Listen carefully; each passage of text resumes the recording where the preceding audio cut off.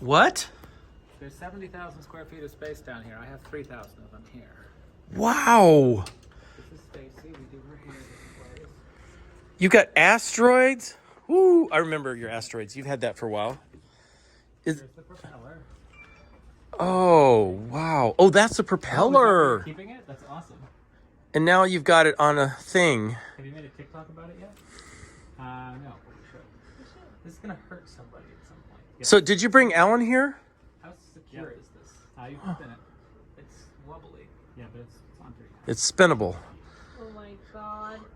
I would not want to stop that. You can make it go faster, too. Can you stop it? Oh, wow. Oh, it's a nice breeze. Huh. That's kind of scary, isn't it? Like, you definitely don't want to walk into it. Absolutely. Yeah, this is going to kill somebody at some point. This dog almost walked over here. Cracked him in half. While you had it spinning? It wasn't going very fast. But you, I would think you should definitely get a foam. Like something on the Just something basic. But I don't know. It won't spin as well. This is guaranteed to Today hurt I'm somebody. gonna get nice. If you have kids, like if you have like a class, on a tour, which by the way you should do. Yes. Well, actually, you should have a way to lock it. Yeah, I think that would be nice. Lockable propeller. That's Yeah. an idea. Like you could just a little like child safety thing. It doesn't have to. It could be different things in here that are not child safety. I mean, this is just so tempting, though. It's like the other things you have to work a little bit to hurt yourself. Misbehaving. I'm not sure what. It's very cool, though. All right, tell me what this is. No, nobody knows what's happening. What is this? So it's a bundle tying machine. Oh, I saw your video about it. Oh. Wow. Yeah, I saw I watched your video about that. That is amazing. Yeah, but it's been misbehaving. Oh, that's a pity. It's amazing they got.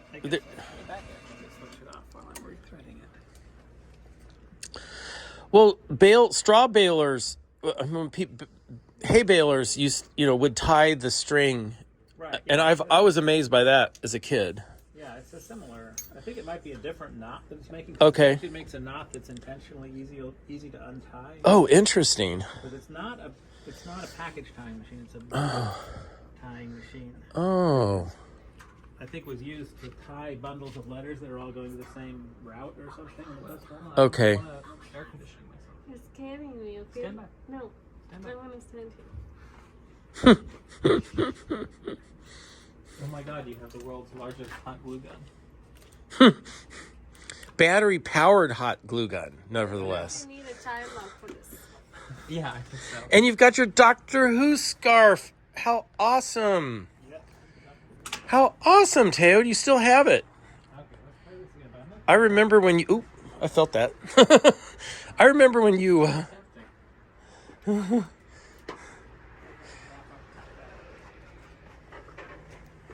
Huh? What are you doing? On this battery. Oh. Normally I stick my hand on it, but it's misbehaving.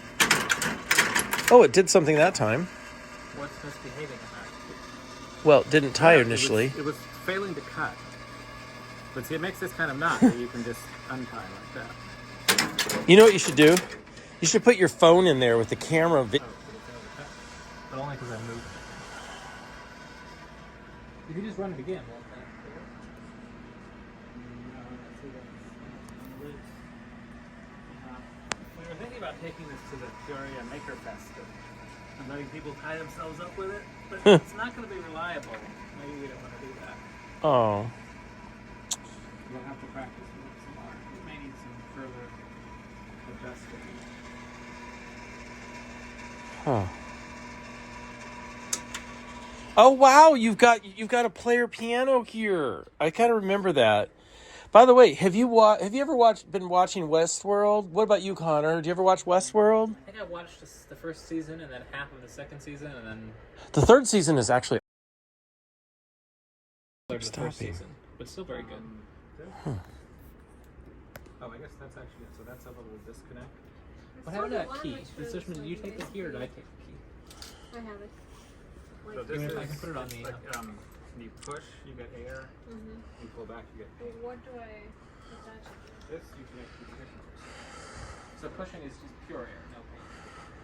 Pull back. Push on with it.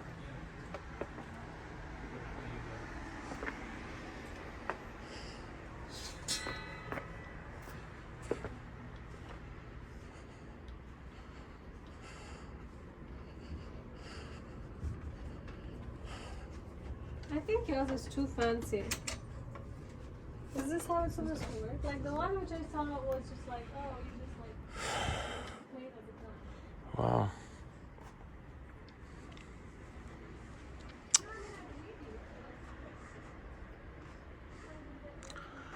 Oh. Hmm. Oh.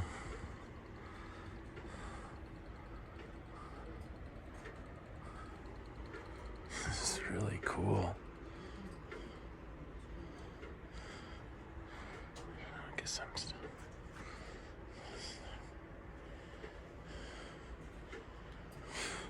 Oh my gosh. Look at this.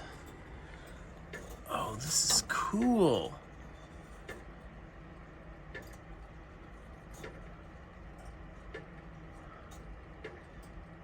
Wow.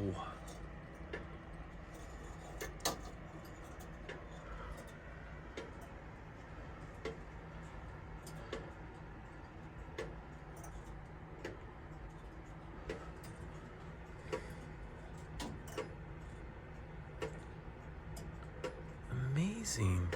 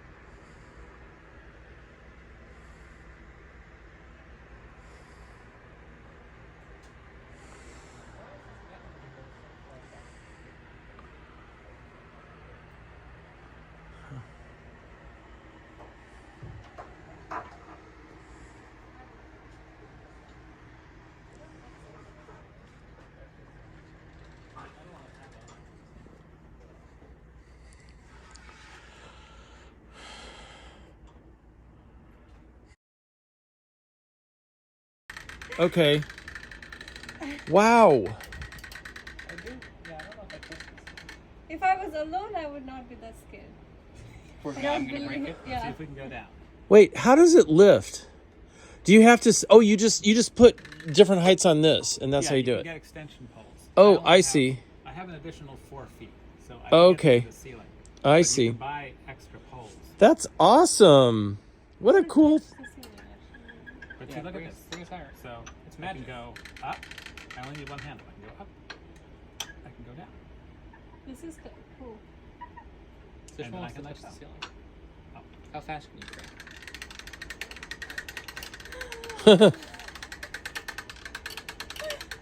Almost there. I touched it first. Okay. For some reason, it doesn't want to go higher. I don't know why. Yeah, me neither. I'll have to see what the. It seems like, I think it might have just been the cable was at the end and was going to wrap onto the next layer. That's ingenious. That really is. Wow. So actually, let me see. Can I make you a jerk? Yeah. No. Okay. See, here's what I can do.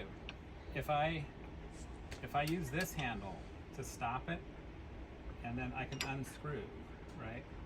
So it's now Bend your knees. He's gonna drop us. Please don't do that. No, I'm not gonna drop you, but I could. I'm gonna jump. What does it okay? do? I'm gonna jump. You can do What is it? What is it doing? What are you doing? Well, it's, so, all right, drop me. I don't know if that's a good idea. I'll hold on. Yeah, see, so you're dropping like half a centimeter. Huh. So yeah, so if I hold this, then here I'm now. You see how this? You can see over here. It's opening up a gap here. Yeah. Mm-hmm. So that allows the friction clutch to separate from the ratchet. And if I were to let go here, it would now turn like it'll go Until it tightens up again. until it tightens up again. Oh, cool! It's like a safeguard. It'll never go. It won't. Half a turn. All right. Ready? Yeah. That's not so bad. And here it's just continuously adjusting, you know, so that. So what does this do? That would. That's a left-hand. So side. so are these? Is it moving from left to right? I don't understand. Well, I think it's just like if I hold You Oh, said it. there's a pinion gear, but what is the rack? There's just a big gear. So this whole axle here is a gear. But when you That separate, so that's up, that's down. Hold this. That's releasing tension, and that creates new tension. Now, see, that's Right. So there's okay, so this is what I'm talking about. So the gap on this, the gap is opening up here. right. So this is dangerous, and there's an instruction here that says use only after control handle has started lift, because if you let it separate like that, then it could potentially fall. Well, but as far only as that- until the handle is Right, like how you just dropped me. right. But you know, it could drop quite a ways if the handle Right. Got to separate it. Yeah.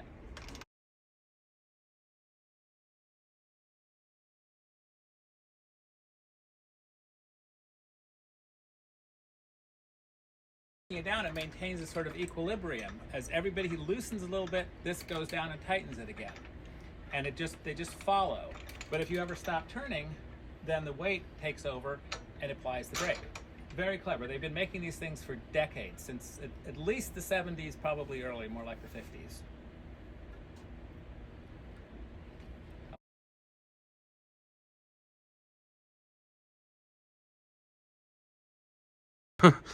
The idea of the flame licker is so you have a flame here, this little alcohol burner, Yeah. and then you see there's this little sort of shutter valve that opens and closes. Yeah. And when it's opening like that, the piston is withdrawing.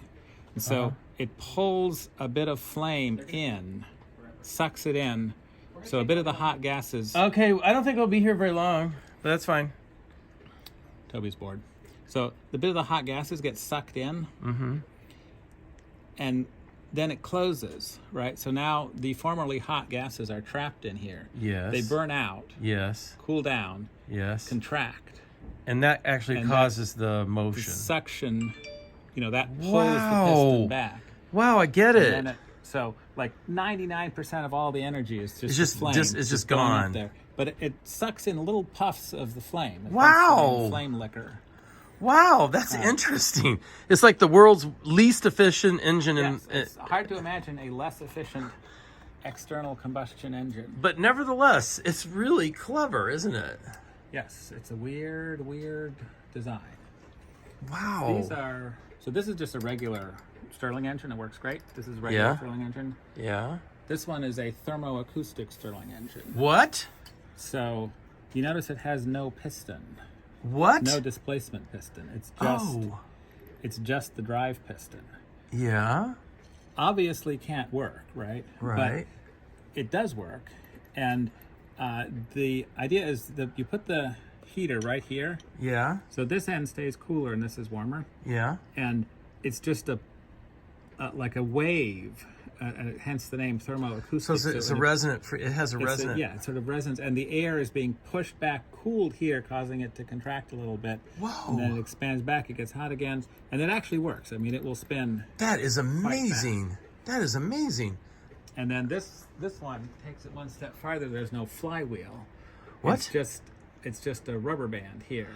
Oh, a rubber band, and it's got the same And the same, so it's it's got a thermoacoustic constant and the spring constant. Right, the restoring forces comes from the spring rather than from the weight of a flywheel. Whoa, that is so cool. I love it. Many Wow, very so many practical designs. And then this is a beautiful wood stove. Sterling engine. It's designed to sit on a wood stove, so that's the hot. Oh, wow, And that it is so circulates hot air. cool. Wow. Very elegant wood stove fan. Have you encountered any heat engines that are based on nitinol? I've seen videos. I don't have one. Have you seen videos? I have seen videos. They do exist. Oh, look at this thing. This is very cool. Yeah. Here's Which I one? keep a bottle of canned air here specifically For which? for these Oh, really? guys. But Oh. where did it go? We must have needed it somewhere else. Let me see if I can.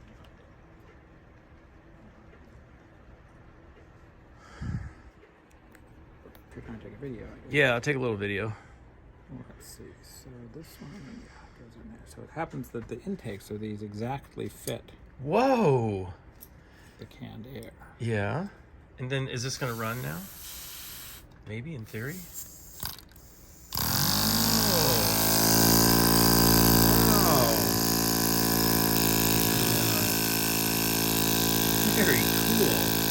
It's the most eco-unfriendly possible way. This one Okay. also fits perfectly in there. Man, those are very interesting looking.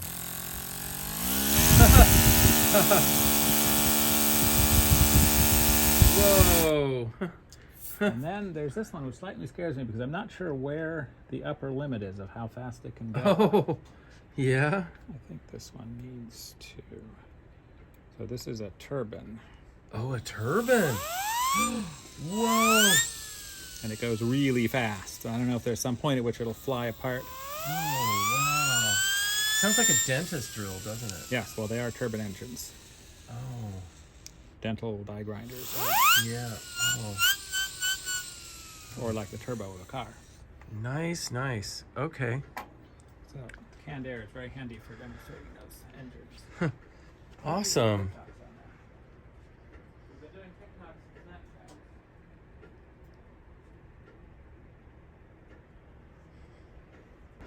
This has everything that I would. It's like a little. Yeah, I love it. That's the mercury tumbler. Oh, you didn't. What do you mean that's the mercury tumbler? I didn't see it before. It's Whoa, how is it rotating by itself all the time?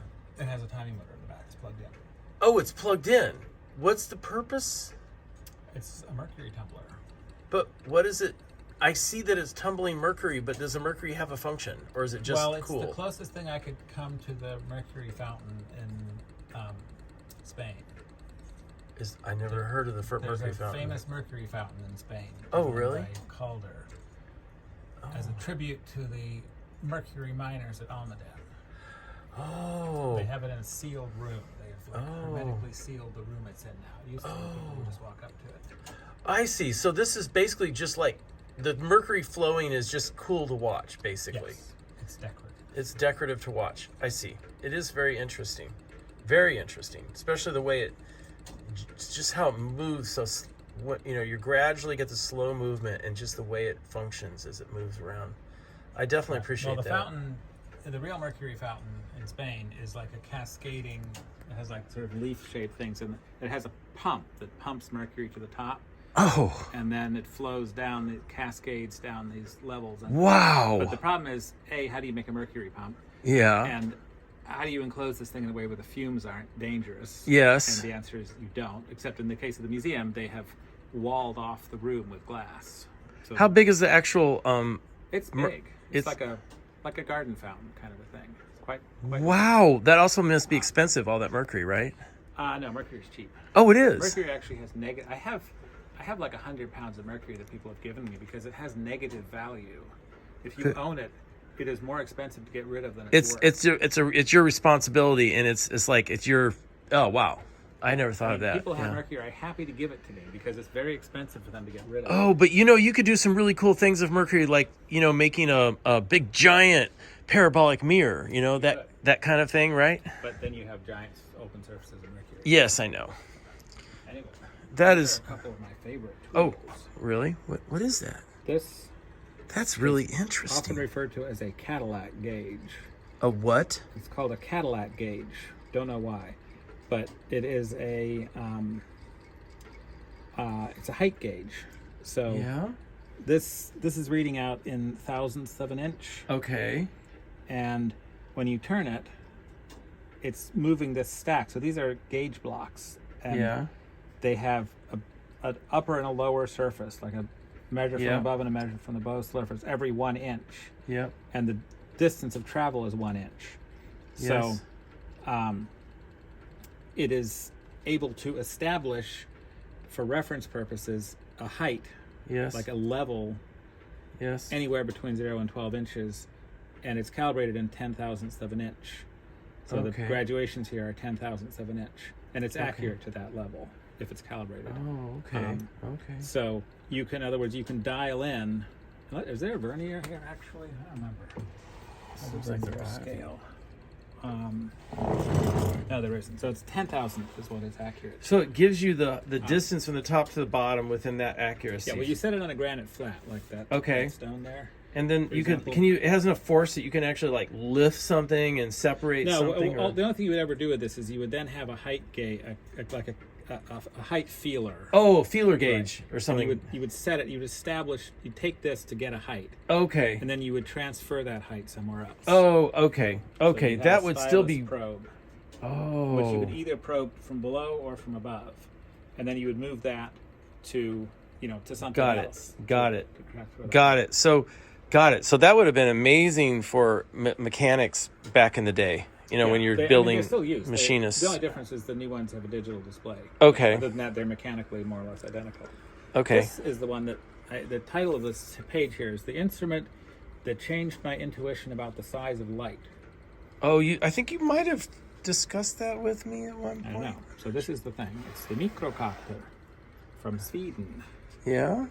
and What is it? it has a stylus down here. It's a ruby, a polished ruby ball down here. Okay. Mm-hmm. And this lifts it. And if You I'm mean very sapphire, careful- probably, right? It's red. It's Oh, it is red. so you see the little pointer there. Oh, yeah. It's very hard to keep it. For a while, I didn't realize it was there because it whips by so fast. Wow. So Amazing. And you can't really see it, but it's a glass fiber that's supporting it. Whoa. So there's a very fine glass fiber that's holding up that little red thing. Oh, wow. And the divisions, there's 100 divisions one side to the other. Oh, yeah, you did talk to me about this once. Right. So they are 2 1/millionths of an inch is what it's graduated in, which is basically 25 nanometers or 50 nanometers. Whoa. So the scale divisions are 50 nanometers. It's a mechanical gauge with a 50 nanometer resolution. Yeah. And in That's fact, amazing. the magnifying glass implies that you are meant to read between the lines, I think. Oh, why would wow. there be this magnifying glass? So I think you can, like, if you could read, using the magnifying glass, Yes. a couple of divisions, Yes. you could probably read it to 10 nanometers. Oh, man. So, you consider green light as 500 nanometers. Yes. And the max, the scale is plus or minus 1/10,000th of an inch, which is basically 10 wavelengths of green light, is the full scale of the entire instrument. Is 10 wavelengths. So that's what made me realize, light is not actually that small.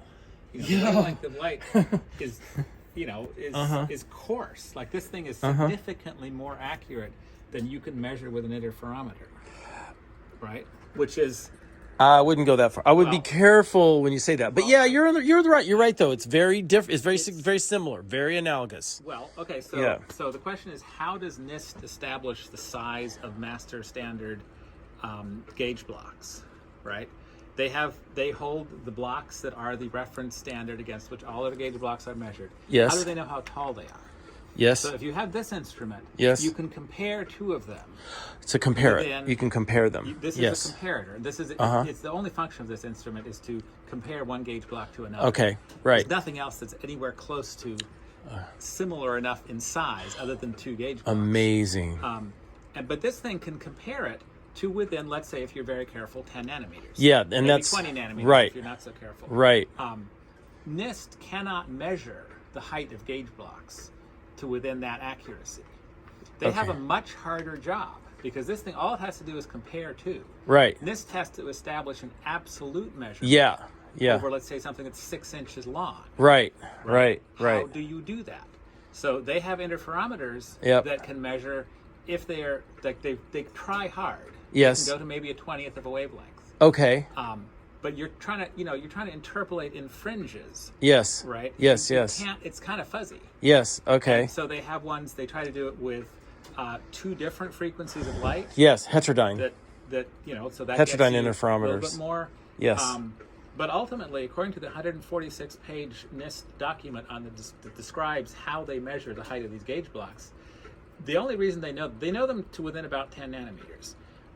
But that's only because they have these same blocks that they've had for decades. And Fred here, the half-inch block, has been measured by so many different techniques by different people over a period of decades that by careful statistical analysis, they can narrow down the absolute error to about 10 nanometers. Wow. But this thing could just measure 10 nanometers. But only as a relative. Right, only relatively. Only as a relative thing. Right, that's still And very, very that's impressive. So much easier. Yeah, What so I think is mind-blowing is that this thing, which I got for $100 at an auction, yes, is basically has the same level of precision as the entire NIST organization applied to an easier problem. Yeah, yeah, that's amazing. That is really, really amazing. And then the fact that you can use this screw or these various things here. You can just mechanically move things in fractions of a wavelength of light. Right. Which, I mean, like I say, it blew my mind that wavelengths of light are actually large. Yeah. In comparison to that. Very run-of-the-mill. Yeah. But you can do. But you do have to be super careful. Like for example, the column here. This is solid steel. It's not hollow. Yes. If this were like a drill press, it'd be hollow. Right. But that would not be stiff enough. Okay. And the pressure is calibrated. Oh. And if you want this thing to be accurate, like you want these numbers to mean anything. Yeah. It has to be equilibrated for many hours or days. Oh. In a room whose temperature is held constant within 1/10 of a degree. Oh. And you have to wear a Mylar suit. So your body heat doesn't get over there. You touch things only with insulated comms. Wow. But temperature control is crucial, or the numbers are just meaningless. Yes. Yes. This has another fascinating problem. Is supposing you have a really long gauge block. Yes. Some of them, they're so long they can't be measured vertically. Yeah. They have to measure them horizontally. Yeah.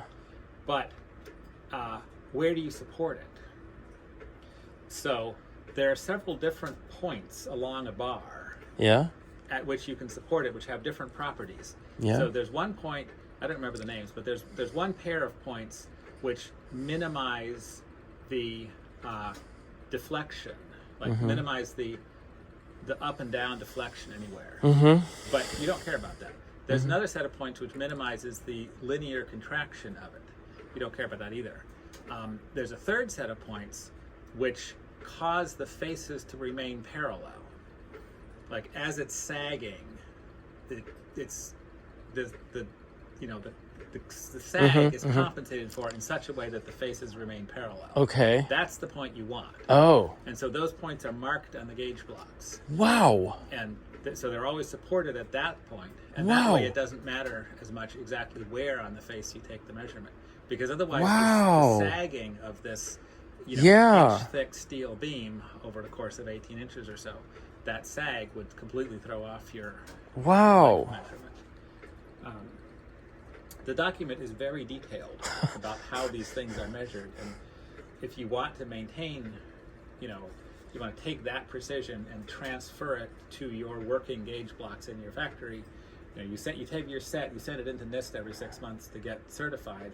They compare it to their master blocks, charge you a lot of money.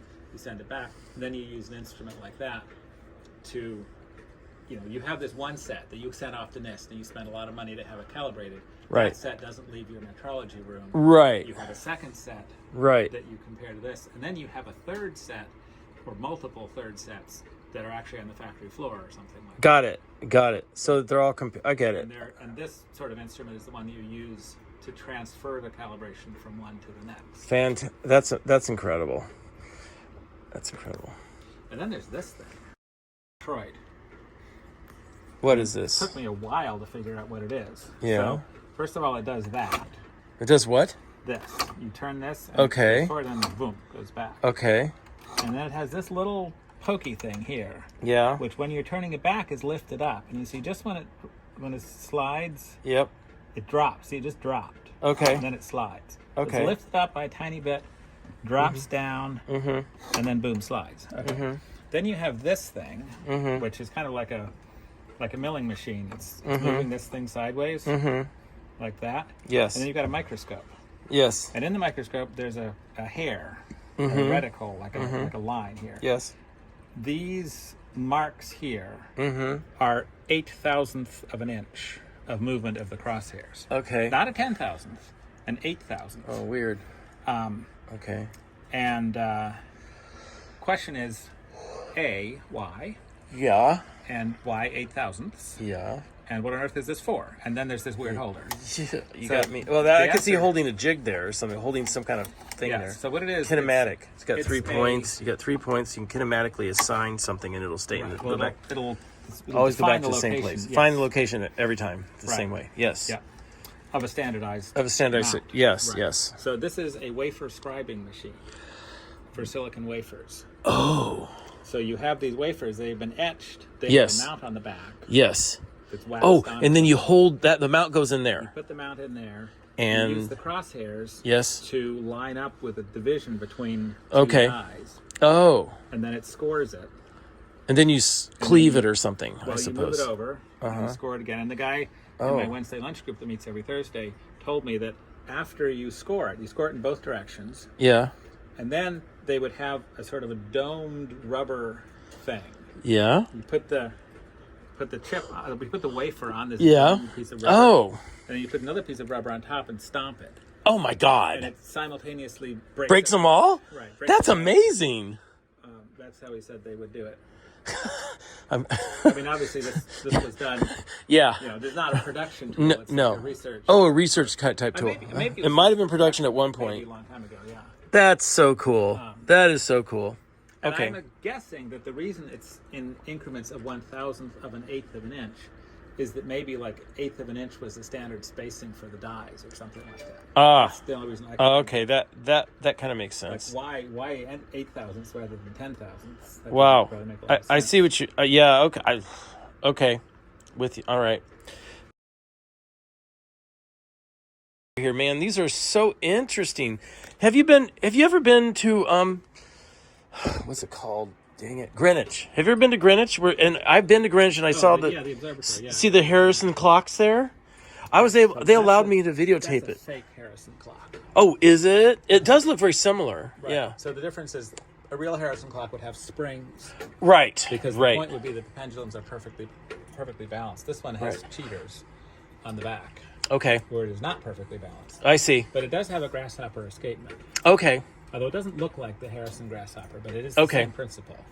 It's sort of the two halves Okay. make it a real grasshopper. This one is powered by a waterfall of balls, but right now it's not turning. Oh. It's not ticking. I don't think Okay. It's irritating. It keeps stopping. Okay. Wow. These are all very interesting. But this is the only Harrison one close to Harrison. The rest are they're fantasy clocks. Fantasy clocks. That's They're probably not good word. accurate. I Oh. look at that, like this is the worst possible kind of, I mean, it's got to be off Yeah. by 20% or something. Yeah. I don't Okay. know what. Okay. never That timed is really interesting, though. I have to But admit, it's though. just fun. And then Yeah. that one is probably just as bad and Yeah. also is clearly just for fun. Yeah. Those are fun, though. These were all in the Forbidden City Clock Museum in Beijing. They were collected by Oh, really? they were collected by the Chinese emperors. The originals were French and, German and English. How did you get a hold of them? Well, they're fake, obviously. They're reproductions. Oh, the reproductions of the ones that were collected by the emperors? Right. They're copies of the ones that are in the Forbidden Oh, they were in the gift shop of it. Well, no, I didn't mean they do sell them in the gift shop, but I didn't get them there because they're wildly overpriced. This Oh. is the company Oh. that makes them. Unfortunately, my catalog is water damaged. Oh, okay. So you found the company that sells them to the I gift found shop. company- Right. I I found the company that makes them. It's one company. They claim to have like 80 or 90% of the Chinese fake clock market. Oh. I mean, it's fake only if you pretend they're old. Right. But so here you see there's, they have so many different clocks. Wow. So many So they're based on the ones that the emperors collected? Right. So some of them are. I mean, they make many other clocks. They make others too. Yeah, okay. They make all kinds of That's brass really and interesting. And so I visited them. There's a chapter in the book. Like this is a picture of the person who's making that microscopic bicycle chain back there. Okay. It's a tiny little bicycle chain. Uh-huh. They just have this brass template, and they take the little linkages and lay them out there one at a time, and cover them up with a little shield, and then hammer in with little tweezers, put tiny little pins Incredible. in, hammer them in. They just make this chain by hand. Incredible. Like one person's the chain maker. Incredible. The brass castings there, like this brass casting, Yeah. they are done exactly as they would have done At the time, back in the day. They have original mold. I mean, they carve wax from scratch originally. Yeah. Then they make latex rubber molds of the wax. Okay. Then they make copies of the wax. They touch it up, like each copy. They go and they make sure everything is perfect, and they melt in little repairs or whatever.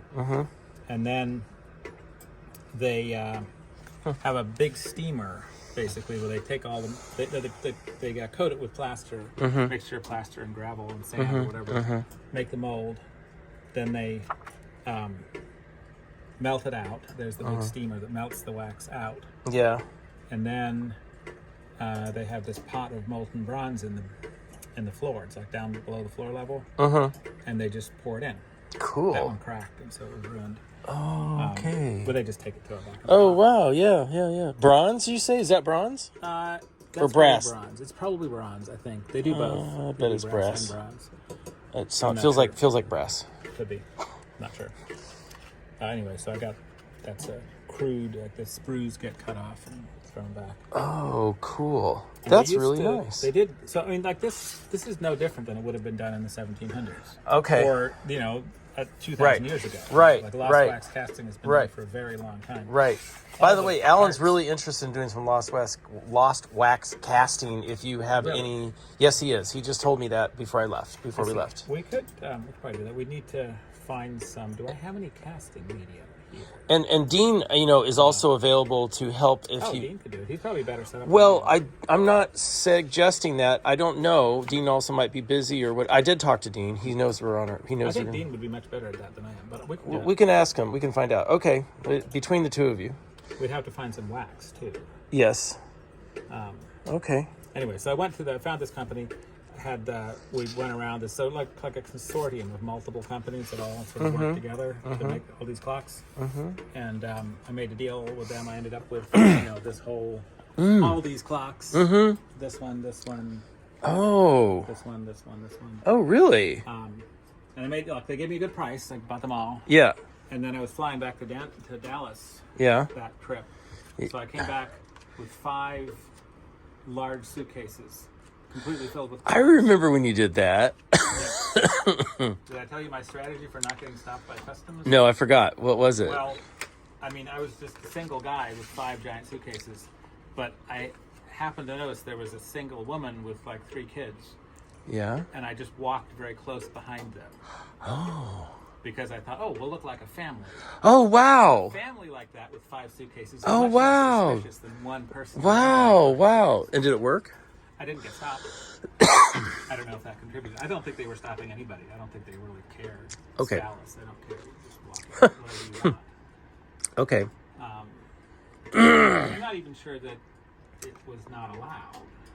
Like, Yeah, it's hard to I might say. have had to pay some duty, but I was trying to, on the plane, I was trying to research, like, would I owe tax or not? What exactly should I say to not owe tax? And it didn't stop me. This one, you wind it by lifting it up. Oh, wow. It is its own. That is cool. So people were really ingenious back in the day trying to figure out how to make different types of timepieces, weren't they? Absolutely. I mean, clocks were It was like Clocks it was the holy grail of technology. Yeah. So they were just anything and everything were were open to being used for and clock. some people like Harrison were going after ultimate accuracy, but other people were just having fun. Yeah. Chinese emperors, I'm sure they had plenty of ways of telling time. Right. These were, plus they probably had people whose job was to reset these every 3 hours. Yeah. Yeah, no kidding. Reasonably in time. That's great. I love There's it. a candle clock. Oh, really? So Oh, you burn it? it's You weighted. light it? There's a weight here. So Oh, as it melts, the weight goes up. Oh, right. You know, as the candle vanishes, this pulls it up. Pulls it up. Oh. And it's a copy of an 11th century Arab design. Oh, wow. Which had a further feature where this pointer would knock balls off that would go down and hit a bell. Right. Like an alarm clock. Oh, really? So I thought I could make a candle alarm clock too. So this is the Bad Ideas Clock Company, which is me. With a firecracker here. Hey, I assume you've been many times. I don't know if they're still around, but you remember the Time Museum in Rockford? I've never seen it. I've heard You it. haven't seen it? I have not seen it. It does still exist, according Does to it? Bruce Hannon says it still exists. Okay. I mean, I have been there, and it was cool, but I don't remember the details. But it seems to me you've got them pretty cool. They've got some competition from you. Let's put it that way. See, my goal here in selecting these particular clocks is not random. Uh-huh. They are meant to illustrate a range of possibilities in the two problems of timekeeping. One is, what is the mechanism that sets time, like that has a regular rhythm to it? Yes. The pendulum, obviously, is Yes. the default way of doing that. Yes. But there are balance wheels, Yes. like, for example, this guy, that's a balance wheel. Yes. That guy has a balance wheel, which is how Harrison ultimately won. And the balance Yes. wheels are a superior timekeeping mechanism. Okay. And then there's that, Yes. and that, which are inferior. Right. But they're just variations. Like there's a lot of different ways you could imagine keeping time. Right. And the other question is, where's the power source? Right. So the traditional is falling weights. That makes sense. That makes sense. So these two clocks illustrate. It's a pendulum. Yeah. But the clock itself is the pendulum weight. Oh, So yeah. you've consolidated the pendulum into the Oh, clock. wow. Yeah. And this one, the clock itself is the weight. Okay. Is the rev weight. Oh, So wow. you've consolidated, Yeah. the weight into That's cool. clock That's itself. really cool. this Yeah. one. So again, if you're going to have a spring, Uh-huh. the other traditional source of power is spring. Is a spring, right. Normally it's a coil spring, Yes. but this one has a linear spring. Oh. Just because. Oh, right. Just because, yeah. Because why not? Why Oh, not? and that one up there, that one is also self-driven. Like its source of power is rolling down this. Is rolling down the The incline. incline That is so cool. calibrated in days. Whoa. It's hard to read, but their names of the days are Oh, engraved. wow. It takes 1 week to roll down, Wow. and just keeping time. That's- You just put it back, every Sunday. You put it back up on. Wow, I love it. But I dropped it, so it's broken. Oh. And then this one, the power source is this water wheel, Okay. and so you wind it by picking up the balls and putting them up there. Oh, right. But it's currently stopped, and I think I might have put too much oil on the balance wheel or something. Oh. The wrong kind of oil. Oh, So it's not going. not going at the moment. That's so fascinating. Really fascinating. Okay. But they're not random clocks. They're each illustrating a different I see. either power source or timekeeping principle. Then that would make, and have you already put this in a book, you said? Yes, that's in the Things book. Oh, it's in the Things book. So then you wrote about them as categorized in that fashion. He's addicted to his phone. Go ahead, Theo. So this is the abandoned downstairs of the mall. There are 70,000 square feet of former insurance company office space down here. This is where my wife used to work. Right. Yeah. That suffered greatly for it. Is the church over there? What? That's the church. There's actually two churches, not three. Three. There are several churches, but the one right there is very, very loud on the weekends. You said they have good drum music though, right? They sometimes have like they're I think they're Congolese French church. Wow. And they have extremely loud drumming and choral music and a really angry French preacher. I mean, he screams in French French, and then there's like translation. So then somebody screams in English. Right? And I can't understand either of them because they're so angry.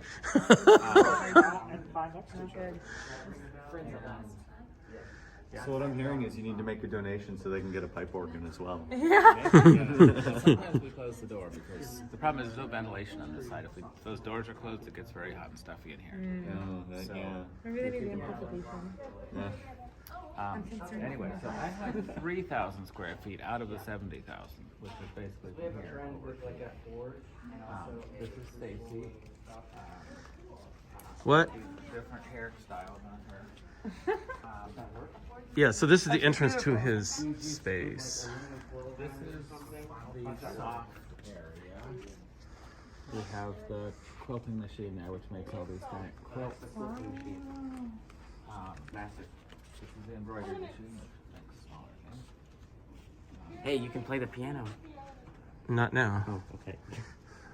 Yes. So Oh, actually, that would be just clever. chunks of plastic, and then they melt down. Oh. Although I think they would get. I thought you meant some sort of metal. No. Because I don't think that would melt down in the toaster oven. No. Yes, there's an embroidery machine there, quilting machine there. No. This is the sort of random collection of machines area, little fancy. Two very small vacuum forming machines. Did you say vacuum forming? Two vacuum forming machines and a little injection molding machine. Where are the vacuum forming machines, Theo? Which one? Can you show me? This one, this is a dental vacuum former, so it's extra super small. Uh-huh. And this is That's a little bigger. So those are the heating coils there that softens the plastic. You clamp the sheet of plastic in here. Uh-huh. You clamp it down. Mm-hmm. Pull this out. You activate. You program it for how many seconds of heating you want, and how many seconds of suction. Mm-hmm. Heating and suction. So you heat it. And you slide this back. Uh-huh. You pull this lever, and the mold is here. Mm-hmm. So this pushes it, raises it up, and then when it gets to the top, this little rubber seal around here seals it off, turns on the vacuum pump for the however many seconds you set, sucks it down, and then you release it and take it out. That's a nice, These things are usually simple much bigger. design. Yeah. I love it. You know my Slidoscope, I have vacuum molds from it in my sister's garage. I wonder if it'll work in this machine. They're not too big. And they're not. I don't know exactly their size, but We have just a few little random. yep. Did you say this is a CNC machine, Theo? I think Cool. we need to add some more fans to that one. You think so? Yeah, I don't know. What is that? That is the UV oven for that's the resin printer. And so this thing, I built the inside first. It's just a whole bunch of 405 nanometer LEDs. Oh, wow. And it bakes the parts. I lived in there Wow. for about half an hour or so, but it got really hot. I had to only turn on for a few minutes at a time. I thought about some like water cooling or whatever, and I just thought I'll just blow air at it. And these fans were very cheap. Yes. That's good. There you go. And then Jess, this is Jess. I should introduce you. She's over there. She made legs for the printer. I like this. Because I guess Awesome. that lets you keep this underneath it or something like that. She got this. This is my old printer, which I never used, but it's a 3LP CR10S, I think. Uh-huh. But I don't use it, but Jess does. Oh. Yeah. And what is that? Oh, just like a holder made with the printer? Or something? The nut kept screwing up, so they don't have the nut that goes with it. This is the Diamonds book. Coming out in October. That's Donald's piston. That's the one I brought back from England, which is sitting around here in the corner. I brought back a full-size, like, 5,000-pound diesel engine from England with me. Yep. How was shipping on that? Pretty good. I used a 20-foot shipping container. Okay. It all came in with, along with my piano came too, and got several things at once. I do a lot of things for you. Whatever you need help with. What's your Oh, I'm a fabrication technologist. There Is you that go. your like official title? Sorry. Yes. Or creative technology. Creative I like technologies? to make stuff. That's good. Hello, everyone. Hi. These are all. She's Jess. The I person. calculated. No, I figured it out. Yeah. Yep. I'm Donald. Hi, Donald. Hi, and my son Alan Yeah, I met Alan.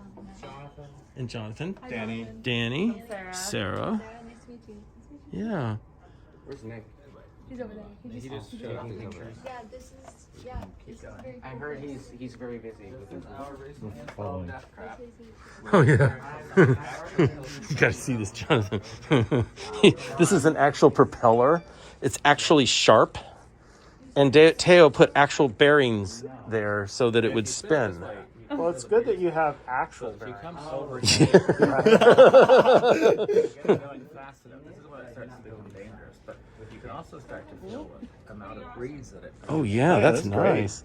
That's good. Why do you need all the fans on the UV kiln over there? You could just put this on that. The problem is when you spin it this way now, you can't stop it. You can't safely stop it. You can put your hand in the middle. This is when we wish we had fake bearings instead of the real ones. Those real bearings. It's like 50 pounds or so, so it actually has a significant amount of inertia. And a little sticker from some inspection company saying that it has failed.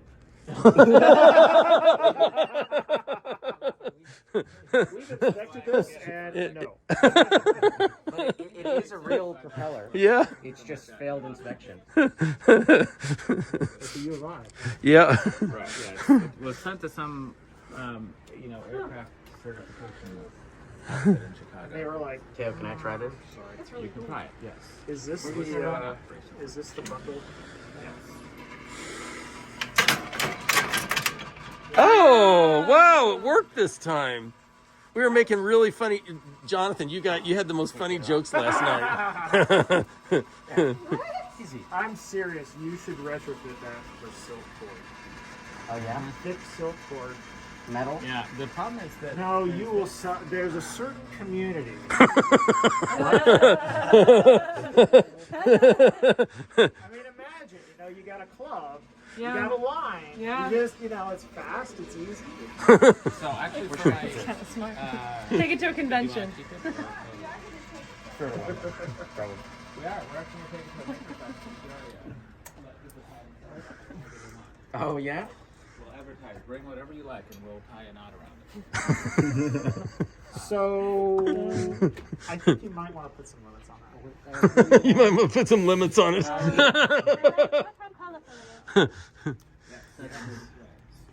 Boxes and boxes. There's so many I different do actually have silk ropes. Oh no! The Oh, liquid inside boils with the heat of your hand. No way! Well, it's the difference in temperature. Wow, I don't know much about it. that's cool. What specifically is in I here? think it's ammonia, but I'm not sure. Ammonia? Oh, Isn't ammonia like yellowish white? the like heat of your hand boils it. Food color. Oh, okay. Let Rayka see it. Well, you hold it here, and the heat of your hand. trying to Well, get you it have to go let back you have down. to let it cool. Oh yeah. You can also do it the opposite way to. It's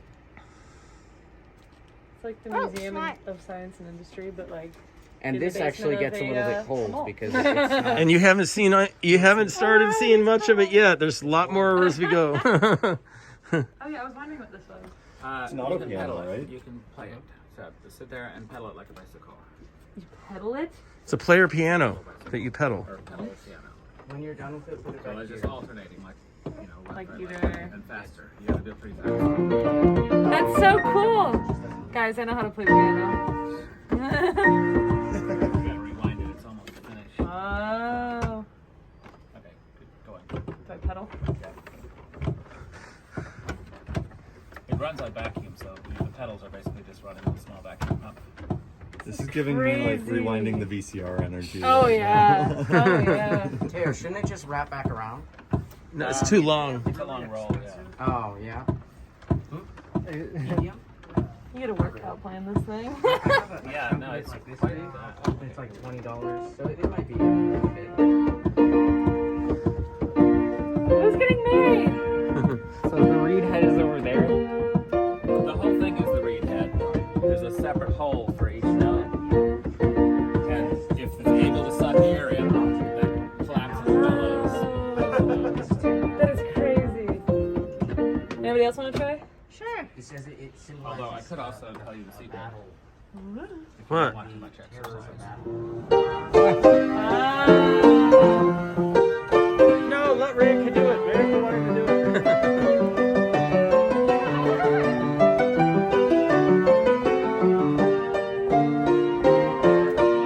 The point is, it will run without electricity. The electricity is entirely optional. All it does is run a vacuum blower.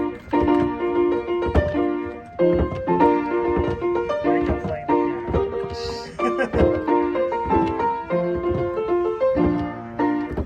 Well, of course, you haven't seen yet. Ooh, that's pretty good. This is the motor that runs the reel. It's a 5 bellows vacuum motor. Oh. This whole basement is like a fever dream. Why is this here?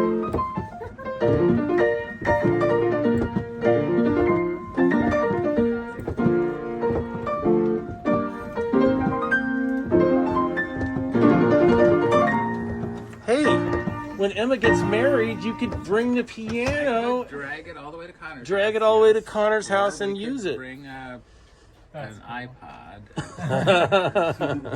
Where's the class, though? Yeah, it's a very advanced non-electric technology. Okay, so the highlight of this display case are the cigarettes there. These are that's the cool. most 50s object that can possibly exist. How So so? so the one on the left is an Air Force One commemorative cigarette. So it's smoking on a plane. They're among the first filtered cigarettes that were made, and the filters are made of asbestos. Oh my God. What's the point? So you're on an airplane What's the point? smoking through asbestos. Oh my god. That's the 50s right there. Sounds healthy. What the hell? Much better than, cigarette smoke. It wiggles. What? Think It's they so know? wiggly. No, they didn't. Not in the 50s? No.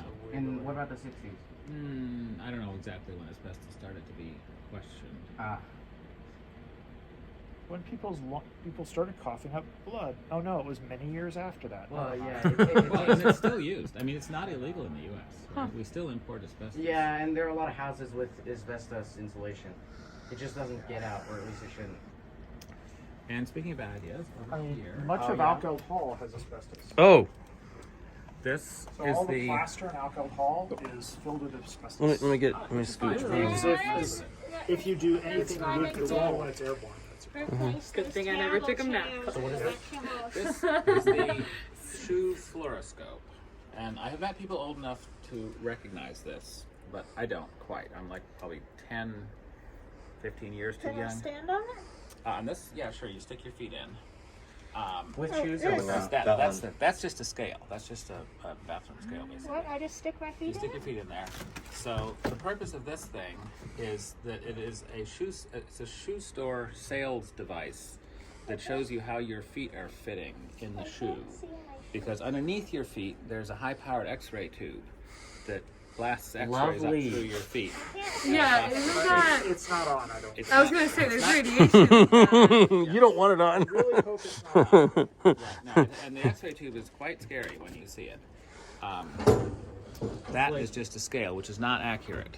the name. No, it is not. I don't weigh that much. Yeah, neither of these scales is very accurate. I'm starting to see where the inspiration for like the old Aperture Labs came from. Yeah, I mean, these things were very popular, and they apparently are completely useless in terms of actually getting better fitting shoes, but they're a great sales tool because what kid is going to want to go to the shoe store that doesn't have one of these? If you could go to the one where you can see your toes wiggling inside the shoes. It's not just toes. You see your bones, I presume, right? The bones of your toes wiggling inside your shoes. in a live picture. You see, these are all Sterling machines on the top. Honestly. I expect Theo will talk about it. All the toilets go. Yeah, it does look like a toilet. It was a shopkeeper's scale. It has, instead of telling you the weight, it tells you the price. Yes, that is a laser cut loom. That's what I used. I have a chapter in my things book that was making a pot holder, no cheating. So we starting from cotton seeds. That was the most authentic I could think of. Making what? A pot holder starting from cotton seeds. Ah. So you have to grow the cotton, and then you have to pick the cotton. And we have some pictures that cannot be shown to the public because a couple of my black friends sent their kids over to pick the cotton. Oh. And that was ironic. But anyway, we picked the cotton, and then over somewhere up here, somewhere up on a shelf. So I bought it. Really? And the thing on top of it is a portable X-ray camera that I got from a guy in the parking lot behind the Abraham Portable Lincoln X-ray Museum. Yeah. I got this X-ray camera. Is that legal? It's a gray area, I think. Oh, okay. You have to remember that possession and use often have different regulations. Right. I mean, I'm sure I couldn't like sell services of X-raying people. Oh, certainly not. But some X-ray portable X-ray cameras uses uses cosmic radiation to do it. Is this not one of them? I have heard about those. No, this isn't. Actually, it's just the source. It's just the X-ray source. Oh, it's an X-ray source. The screen is somewhere else and Oh. not working. Oh, that's probably not. Right. It just not, exposes the X-ray. Not so safe to use. no, yeah, not so much. Okay. I mean, Am I wrong? Oh, maybe I'm just young. so Theo got these clocks from China. He told me the whole story. These were collected by emperors in China. The original. The originals were collected by emperors in China, like over the centuries, and then these are replicas made by a Chinese company that makes fake replicas of the emperor's clocks. Products company. Oh, yeah. It's a water wheel powered by these heavy marbles that roll down. Oh, that's very slowly. None of these clocks are intended to be accurate. They're just intended to be amazing. Like they have just amazing things about Well, them. I got this particular. I mean, this company makes many, many, many clocks, but I got ones each of which demonstrates some aspect on the spectrum of the two problems of timekeeping. One is the actual timekeeping, like what mechanism is it that has a regular, varying period, and where does the power come from to run it? I feel like you need And so, like, one of the things I thought was fun was clocks that collapse one or the other of these features. Like, so this is an actually bog standard clock, right? You have heavy weights, they fall. You have a pendulum that swings. Right. So this clock, you have it's actually a balance wheel, but whatever. But the power source is the clock itself. And this one, the clock itself is the There's a pendulum. pendulum. Yeah. So you can play with the basic problems of timekeeping. This one, almost like these are all coil springs. All these are powered by coil springs. This one has a linear spring because why not? The reason why not is because you can't store nearly as much energy in a linear spring. And then there's the pendulum. So swinging back and forth is boring. So let's see, this one, Does it oscillate or if something? we wind it up, this is the freakiest one. And you can see why a Chinese emperor might want a clock like this. Oh my goodness.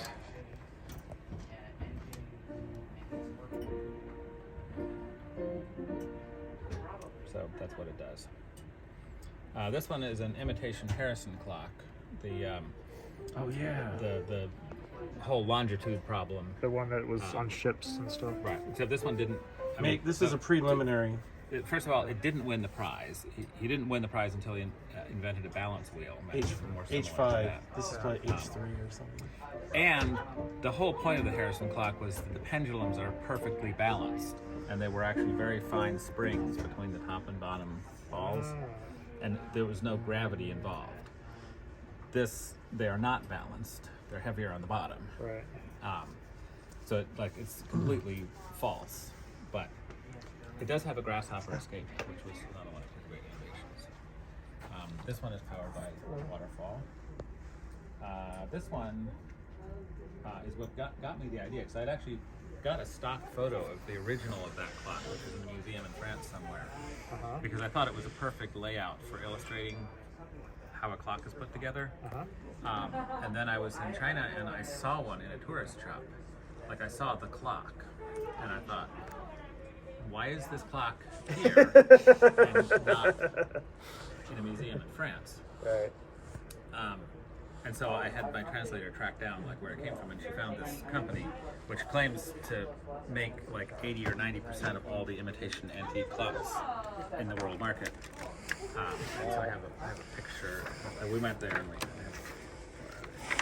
Other imitation things like figures.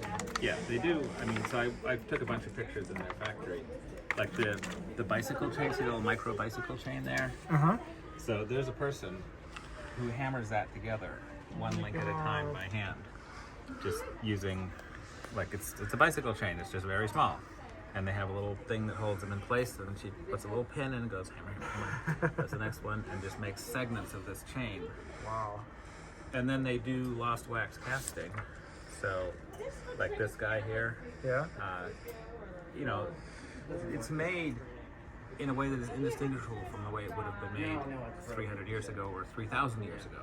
Lost wax casting has been done for a very long time, and they, you know, they have for something like this, they would have a latex rubber mold that they make wax castings in, and then they carefully check, you know, each one and fix any bubbles or whatever, get it all just right. Get the parting lines out.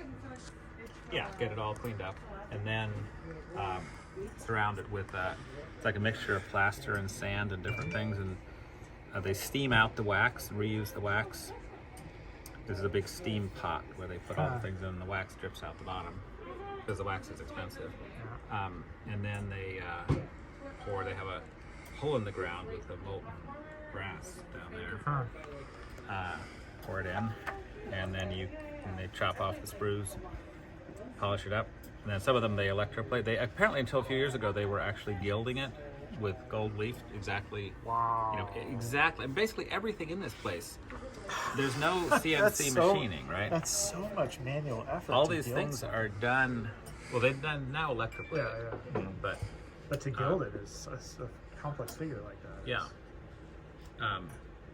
But all these, like all the plates and everything, all the machining, it's all done with manual machine tools. Really? So aside from the electric motor, it could have been done this way in France in the 1700s when the originals were made. Like they would have been powered by an overhead shaft from a steam engine. Their machines are powered by an electric motor, but other than that, they're the same. Did you find a way to There's put no that in the CNC video? machine. You know, they're not doing it by hand, but they're doing it with tools that are authentic to the era when these would have been original. Not necessarily by choice, but just because that's what they have. They have a lot more time than money. And Theo has a really funny story about how he brought all these clocks back to the United States and got them through customs. Yeah, so I mean, I was there for like a week, and I made a deal with them for like all of these clocks, and I came back with 5 suitcases. There was a company that was paying for my travel, so so I had a business class ticket where I could carry like virtually unlimited luggage. So I had like 5 of the biggest suitcases I could find, completely packed with clocks. And So the customs inspection was well, that Yeah, I was gonna say, Wow. what year was this? right. No, this was I don't know, 5 years ago maybe. Okay, yeah, so they would have checked it. So, so I was flying into Dallas because we were going to go actually stop by and pick up that, which is a bale of cotton, on the way home.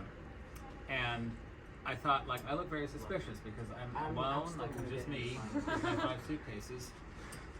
But then I saw in front of me this woman with like 3 little kids by herself. And I thought, I'm going to walk very close behind her because that looks much less suspicious. And I don't know if that actually was the deciding factor, but anyway, I just walked right through. They didn't even look at me. Wow.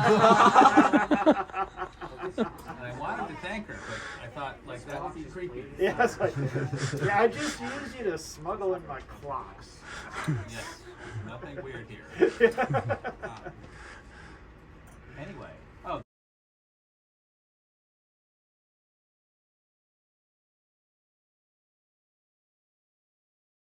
flashes by so fast. You see it going by. Oh my goodness. So it's a glass fiber. Jonathan, this should be interesting for you, Jonathan. Yeah, I mean, So yeah. the way it works is there's a stretch from the front here to the back. There's I don't know, about a 1 millimeter wide, probably spring bronze ribbon that's twisted in opposite directions on both sides. and then there's a little flat in the middle where the glass fiber is glued onto it.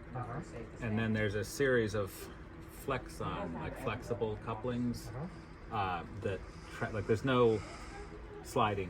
There can't possibly be any sliding joints. It's flexures. That's what they're called. Yeah. So like one here, and then there's sort of an L-shaped one that transmits. So it pulls on the sides of the thing, which slightly twists and untwists the spiral. So one of the people I wanted to invite today, his name is Nick, and he's the guy that we just recently hired him. He got a PhD in mechanical engineering, and he's a ruler architect.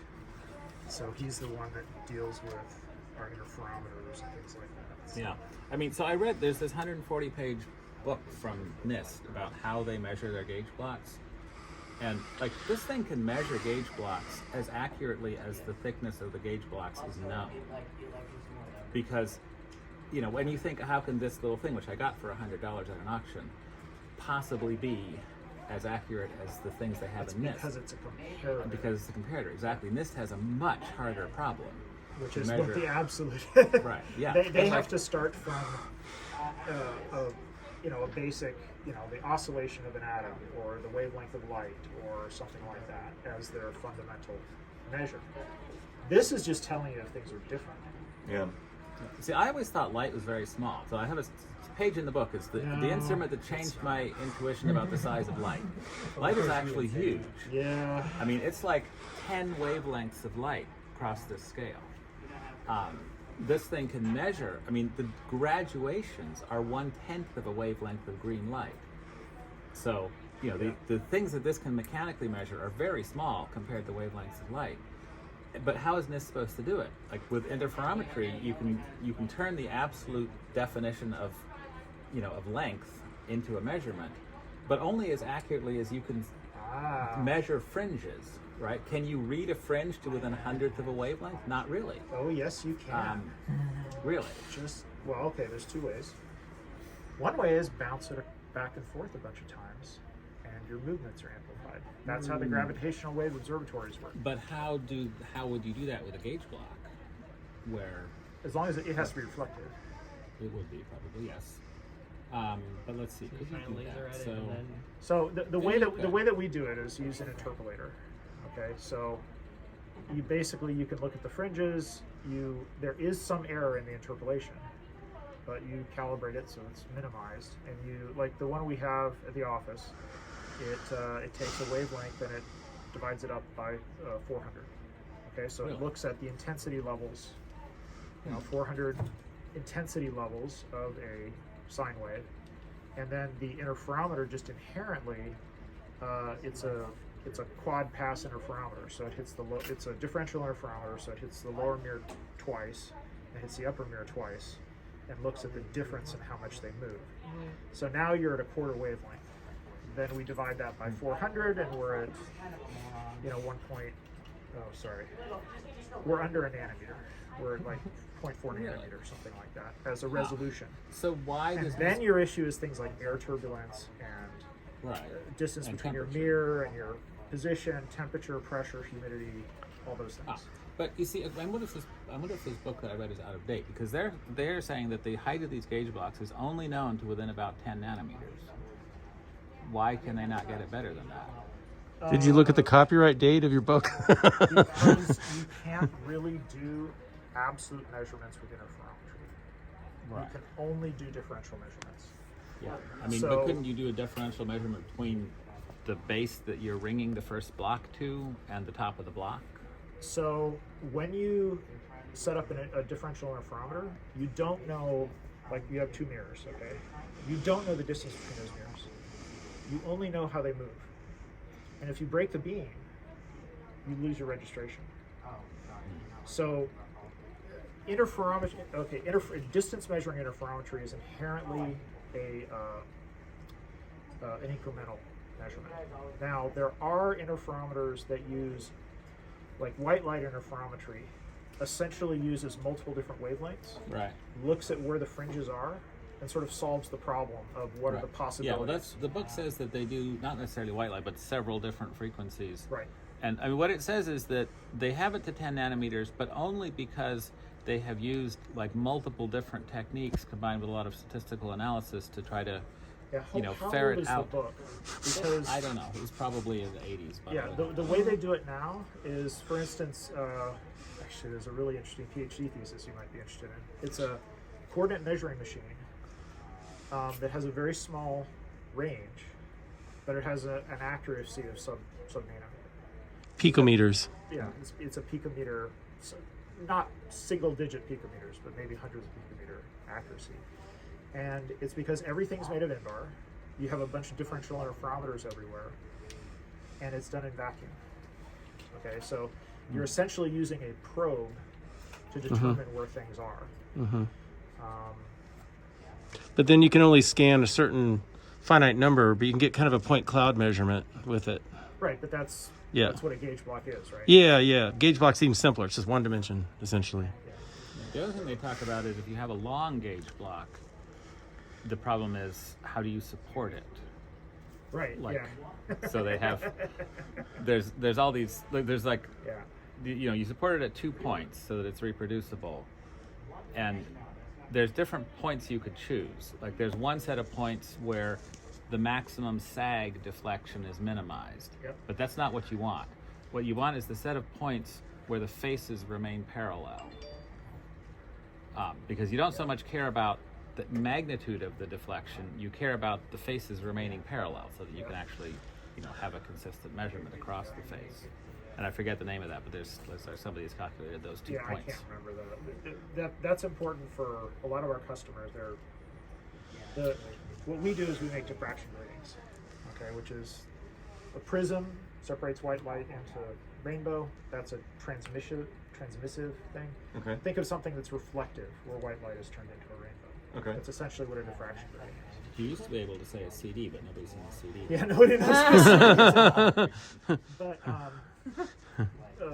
up until 6 months ago, our only customers were X-ray, like large national lab facilities, where like one of the customers is a 3 kilometer long laser in California at SLAC at Stanford, where you have what's called a free electron laser, and you have these optical trains that are incredibly long, and they want optics where it isn't that it's perfectly flat, it's that it's known and stable to a few nanometers over a very large optic. So a large portion of the engineering is how do you support it, and engineering the sag that is in it, because you can't possibly support, in the orientations that are practical for the optical train, so that they can compensate for the distortion caused by the sag of gravity. And these are substrates that are sometimes this thick, right? So you have something it's a block of either silicon or glass that's this big in terms of X and Y dimension, but it might be 100 millimeters thick. Okay. Just to reduce that sag from its own weight. Wow. And it's the same kind of things for if you're at a standards body, where the most important thing this does really industrially is someone who makes a scale. They have to have a train back to someone who is trusted to say that a pound is a pound. It's called traceability. Okay. So things like gauge blocks that NIST certifies, then a machine shop can say, this has been certified by NIST, so when I tell you it's this length, it really is this length. And then they use one of those to compare their own working gauge blocks. Right. Except the new ones are digital for no reason. Actually, I don't know if they have a different internal measuring mechanism or not. Yeah. But that's fascinating. I have to admit, I'm a bit out of my element here. I work in software, so not. I mean, things can be cool even if you don't understand them. That's my experience. Oh yeah, this is a cool thing too. What Theo's showing you now. That's okay. You can. I've seen it. Nobody's been able to tell me where the name came from. It's meant to be sitting on this stone, but the table is not strong enough. So you see the stack of blocks. These are all gauge blocks, and they are 1 inch high, and there's a lower and upper surface at each place. So these are at exactly the same level, top and bottom, and it can move up by 1 inch. So it can, establish in either a top down or a bottom up surface anywhere from 0 to 12 inches. The numbers here are thousandths of an inch, and the graduations are 10,000ths. Huh. So you can, there's no vernier on here, I don't think. So you're basically expected to read it to a 10,000th. Which you would then use with another, like a height gauge or a feeler or something that you would set on that surface and then transfer to a part to see. Now we have something called digital calipers. I don't think So that's this not fair. is much more Caliper- convenient than traditional gauge blocks. So what you do is you take this, you put it on a granite table. You take your part, you put it on a granite table, and you find where the surfaces are the same. Right. Right. I think That- the thing that's you a have- basic inspection. What you have now would be a CMM, Right. which was at the same auction and sold for like less than $1,000. But Whoa. the problem is, it's a 3 by 4 foot by foot thick granite, and if you move it, they will not. Like have it's to software recertify. locked. They won't unlock the software unless you have a technician come and recalibrate it in its new location. So I decided that owning such a machine was not practical. Although it would be very cool, and I think it's probably it's similar accuracy. But you said, what's the accuracy on this one? Well, you also. 10,000. I mean, a CMM. 10,000. Right. Yes. No. I mean, this is not an environment in which one can have such a thing. This is a mercury tumbler, by the way. Actually, it's Better than something the I lures love I that have thing. back you can home. have it and put a lot of fun with it. You just couldn't trust it. Right. I think my digital calipers are about 50 micron resolution, roughly. When were they last calibrated? Well, there's that. I don't know. Actually, resolution, they probably are still 50 micron resolution. Yeah, resolution. I wouldn't. Accuracy is. Total accuracy, I couldn't say. Are these silicon or germanium, or what are the rules up there? So Is there something about Mercury that it has to be moving all the time? Like, does it like set up or no, in it's some just, way, or is it it's just for fun? Okay, Okay, so cool. This is my response. There's a very famous fountain. Well, famous.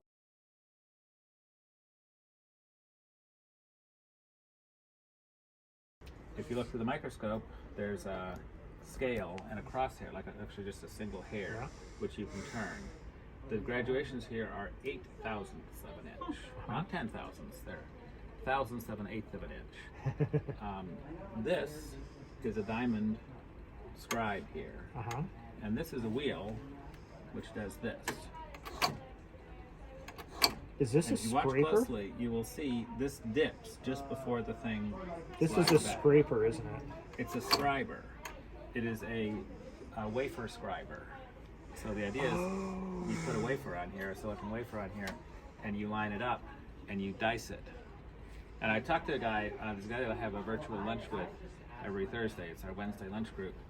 And he said after you do that, they had a dome-shaped piece of rubber, and then they would put the wafer on there, and then they had another concave dome-shaped piece of rubber and press it down, and it would just simultaneously dice it. Like everything would crack up and you'd have a million little chips. I got that at a flea market in Detroit. And don't forget the I had thing. no clue what it was. Don't forget the thing behind it. The teeth? Yeah, gotta show them that. You see what's in it? Yes. Screwdriver tips. I think, as I say in the book, this is the best excuse I have found for the existence of 3D printers and Etsy. Hey Theo, do you have a file File, like a For nail what? File? for my nail? A nail file. Or a file, any file. If you just want a Like regular some file folders. You want a glass? Which One is it? engine, and I think it was like $70 or $80, something like that. $70 or $80? In a market Oh engine. yes, yes. If you Yeah, buy it here, Then it's the shipping, which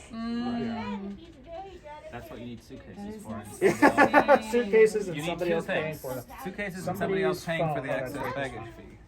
So how like close up does it go? Is This this is a zoom. that's insane? I just feel like. So what magnification level are we at right now? warlord. It says Yeah, but I just don't feel like that's true to the it parents. says 5x, but I'm not sure what that really means because you can take a snapshot of this, put it on your computer, and blow it up even more. Yeah, but yeah. but there are this is a digital screen, so there's a resolution limit on it. Yes. So, but I mean, I mean, one way to actually tell is you take.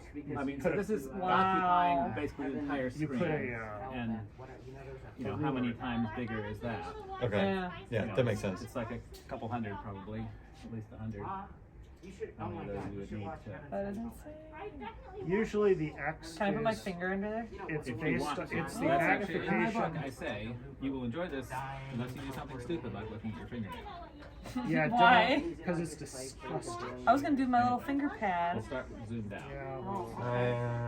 My little finger pad. Some mechanical What? calculators back there. Some what? Mechanical calculators. Oh yeah. Do it. Do it. Do it. What? So Theo, the X is going to be the object size to the image of the object on the CCD or the CMOS sensor. Oh, okay. Oh, it looks beautiful. Because it's a function of the optical system. No, there's not nothing the wrong with display my system. finger pad. Look how. Starting to Oh see no! some- No! No! Wait, yeah, There's. Oh, is that a hair? Don't try to figure out what it is. I want to know. I want If you to. look at like your No, I'm not gonna do that. You have, really? Someone else can volunteer. Oh yeah. So the microscopes that Reika and I often use, Wow. a Scanning electron microscopes. Yeah. standard magnification is times 10,000, and you go down into I think we've done pictures up to times 800,000. Jeez. Whoa. Yeah, optical microscopes. Do you have that at the company? No, we use the one at NRL. I one can at- show you some pictures from it. We've taken a lot of pictures of diffraction gratings. Somebody has to. I'd love to. I'd love to So see it's part it. of what's called a focused there? ion Yes. beam Why? milling Ye- system. Supposedly it's So you actually cut a trench into it and then look at it from the side. Whoa, that's cool. Yeah, I want to see that. What is this? I still want to try modeling your diffraction gratings or whatever. If you want to give me your waveguides model, I'll do that too.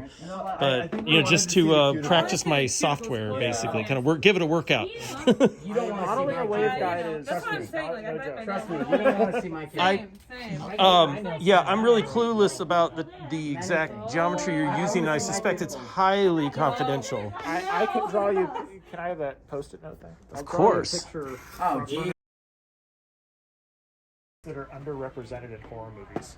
Oh, underrepresented horror movies. That's a good one. I love it. This is the right gas-powered hand saw. It goes like that. Yeah, I can see why that would be under. Well, I can't see why it would be underrepresented. This thing was called a circle saw. So it has again a gas engine sits on the floor somewhere. Oh my God, it rotates But- while you're holding it. So this is a flexible shaft that supplies power, and then you In the days before OSHA. right. So you see, you put it on a log, and there's a hook there that hooks on the log, and then you squeeze this clutch that moves Engages this, it, engages it, and then this thing it's like a circular saw except hollow. That seems dangerous. Yeah, that's terrifying. And well, particularly, it's turning this way, right? Okay. So it's pushing itself towards you. Mm. So if the hook slips, the chainsaw goes the other way. Mm-hmm. If a chainsaw grabs or something, it pulls away from you. This thing jumps towards you. Aside from, So you have to wear a cup while you're using it. It's very important. yeah, I mean these two, the circle saw and the right saw, both disappeared fairly quickly after the invention of chainsaws. They both predate chainsaws. And didn't survive the invention of something better. Oh my goodness. I can see why. The same could be said about the representation in horror films as well. I can see why somebody who would be using that would want to stop using that. But I mean, if you think about it, in a horror film, having something that's having something that's gas powered and not tethered. Yeah. I mean, you'd have to have a really long tether. I guess the main problem for horror movies is that it's as I guess you could have a little backpack with an engine on it and have the tether go up. That would be kind it's like cool. as dangerous to the person using it as Yeah. it's intended to be used for. 50-50 chance of fatality on the either end. That's actually. One man saw. Yeah. This did some damage, and then there's two man saws there, and We had a lot of those in my grandfather's farm in West Virginia. They had their own mill, so they would, they had a bunch of these, and they would cut trees. Their house, they built their house That's good. out of trees they cut down. if you have an axe to grind, That's kind of. and a buzz saw, which you put the body in here. And kill the guy.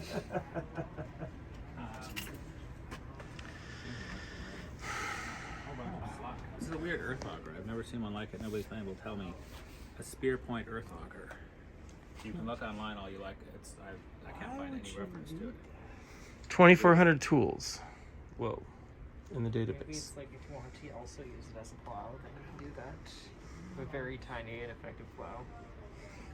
Because it's bladed. I don't know that that's darker. Maybe a little bit. I'd say it's comparable. Sure, Yeah, comparable. it's good. We already have it on here. So the other thing you can do is one of the reasons it's bright is because you have light impinging on it. Right. Yeah. So we do. So you we can use a lot of baffles. you can use baffles between it and the background, and it would probably reduce it significantly. Right. I mean, We do that when we can. But it's Yeah. not always possible depending on the object. I mean, if I had infinite space, it wouldn't matter what the background looked like. It's just I could be far enough away from it, I get no light on it. Mhm.